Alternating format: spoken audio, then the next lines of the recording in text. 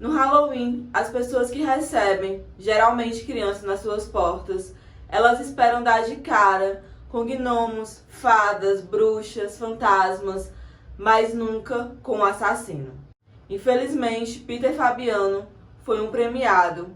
E sim, ele deu de cara com um assassino.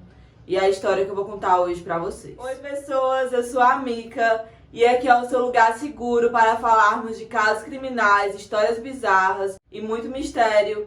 Então, se gosta desse tipo de conteúdo e caiu aqui de paraquedas, aperta no botão de se inscrever e ativa o sininho para não perder mais nada. Caso tenha alguma sugestão de casos criminais ou vídeos relacionados, comenta aqui embaixo que em breve eu trago para vocês.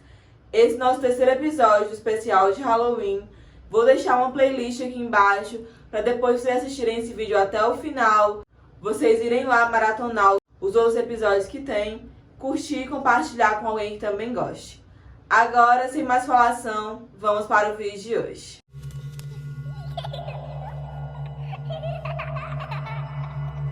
Peter Fabiano tinha 35 anos e morava com a sua esposa Beth e a sua enteada, que era uma adolescente de 15 anos, Judy Solomon. Naquela noite, de 31 de outubro de 1957, os três já tinham ido se deitar porque já passavam das 11 horas da noite. Então, a campainha da casa dos Fabianos tocou. Mesmo passando um pouco da hora, Peter resolveu levantar para saber de quem se tratava. Ele não estava esperando ninguém naquela noite, mas ele deduziu que se tratava de alguma criança atrasada querendo doces ou travessuras. Pegou um pote com o resto de doces que tinha e foi em direção à porta, resmungando e dizendo que era um pouco tarde para aquilo. E por conta disso, a esposa dele, a Beth, acabou ouvindo duas vozes adultas que aparentemente eram de duas mulheres se passando por homens. Na frente de Peter, tinham duas pessoas com aparência grotesca até para a noite de Halloween. Elas tinham o rosto pintado com cores berrantes, uma máscara cobrindo com dominó, calça jeans, jaqueta caqui e luvas vermelhas.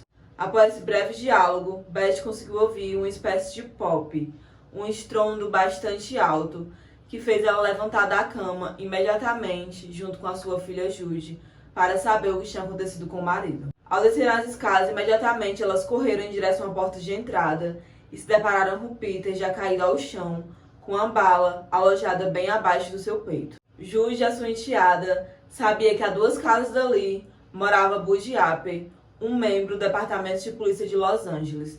Então, rapidamente, ela foi até a casa dele e bateu na porta até que ele atendesse. Então, ela descreveu toda a situação e, em poucos minutos, vários oficiais estavam presentes na cena do crime para saber o que tinha acontecido. Já Peter Fabiano chegou a ser socorrido, levado para o hospital, porém ele já tinha perdido muito sangue e acabou morrendo.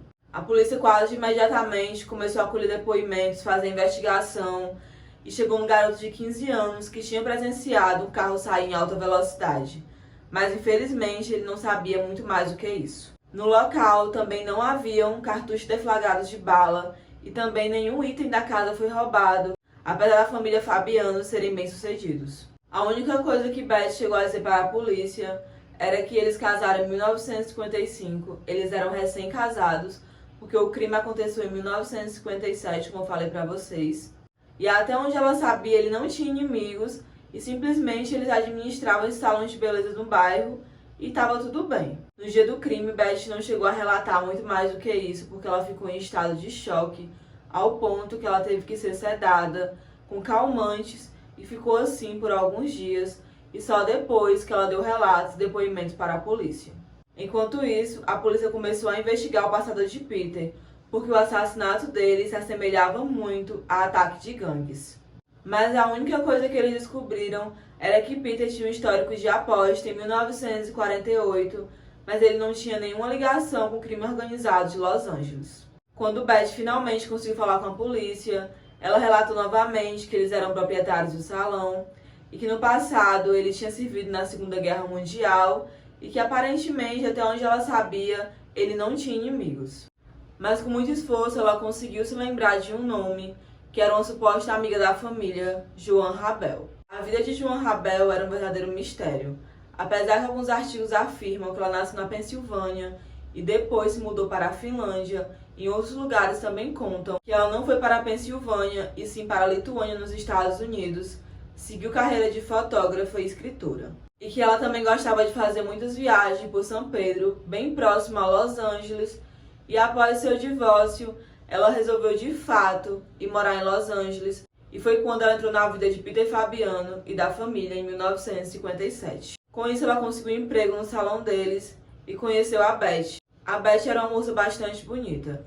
Apesar dela ter 2 filhos, ela era bastante vaidosa, ela tinha os cabelos ruivos, ela gostava muito de se cuidar. E aparentemente essa beleza de Beth chamou bastante a atenção de Joan, e ela começou a ficar um pouco obcecada com a família e se considerava amiga muito próxima deles. Beth, por sua vez, começou a confiar em Joan e começou a compartilhar alguns detalhes íntimos da sua vida e do seu casamento com ela, chegando a dizer que em alguns momentos Peter era bastante abusivo, agressivo e que ela não suportava mais aquela situação. Com o passar do tempo, Joan foi ficando cada vez mais obcecada, ela queria fazer de tudo para que Beth fosse feliz. Então todo o tempo dela, ela se dedicava a animar Beth de todas as formas possíveis. Então, em determinado momento da vida do casal Fabiano, não se tem detalhes exatamente quando foi que isso aconteceu, eles tiveram uma briga bastante intensa e Beth foi morar com Joan. Peter, por sua vez, presenciando tudo aquilo, ele se sentiu ameaçado e descreveu o relacionamento delas como anormal. O que na década de 50 era um código, bem preconceituoso por sinal, para relacionamentos homossexuais. Elas passaram assim um tempo morando juntos, mas aparentemente só quem estava apaixonado nesse relacionamento era Joan. Beth não correspondia muito bem ao sentimento, porque ela decidiu voltar para casa, contar sobre o relacionamento dela com Joan para o marido e resgatar assim o seu casamento. Após Beth dar o nome de Joan como a principal suspeita, a polícia foi atrás dela para poder averiguar o envolvimento dela no crime. Mas sem nenhuma prova, ela acabou sendo libertada. E aparentemente ela teria conseguido superar Beth até muito rápido, pois no mesmo ano, em 1957, ela conheceu uma secretária médica, Goldine Pitzen, e elas começaram a sair constantemente para tomarem café e jogarem a conversa fora. Não se tem detalhes onde eu pesquisei se elas tiveram um relacionamento de fato. Porém, o que se sabe da vida de Goldine é que ela também era homossexual, porém ela passou o resto da sua vida reprimindo esse sentimento. E que ela chegou inclusive a se casar com um farmacêutico naval, mas ela se separou em pouquíssimo tempo. Os encontros com Joan e Goldine continuaram por pelo menos 3 meses. E sempre que Joan tinha oportunidade, ela falava de Peter e sempre o descrevia como puro mal, chegando a dizer que na época que ela trabalhava para ele a maltratava muito. Aparentemente, aquela superação de Joan era tudo uma farsa, e ela continuava de coração partido e não se conformava com a escolha de Beth de ter escolhido o marido e voltado para ele, e ela queria vingança contra Peter. Goldine não era uma assassina, como eu falei para vocês, era uma médica secretária. Mas Joan ficou ali na cabeça dela por pelo menos 3 meses, a seduzindo e falando quanto era importante ela fazer aquilo por ela. E acabou que em um momento ela acabou cedendo e fazendo aquilo pela sua amiga, sem nenhum custo financeiro. O único dinheiro que Joan desembolsou foi para comprar a arma de calibre 38 e depois ela pegaria um carro emprestado, que seria o carro da fuga, com outro amigo. A arma foi comprada 2 semanas antes do crime e ficou em posse de Joan. E após isso, como vocês já sabem, as duas foram fantasiadas com aquelas fantasias grotescas até a casa de Peter Fabiano, com sacos de doces falsos que dentro teriam uma arma. E como eu já havia dito lá atrás, elas deram um único tiro no peito de Fabiano e foram embora. Justamente por esse motivo, eu acredito que a bala ficou alojada e não teve nenhum cartucho caído pelo chão para a polícia poder investigar naquele momento de fato. E se pensa tu que ela comemorou ou simplesmente deu muito obrigado para Goldine, não. Ela olhou para ela e disse: "Esqueça que você um dia me conheceu."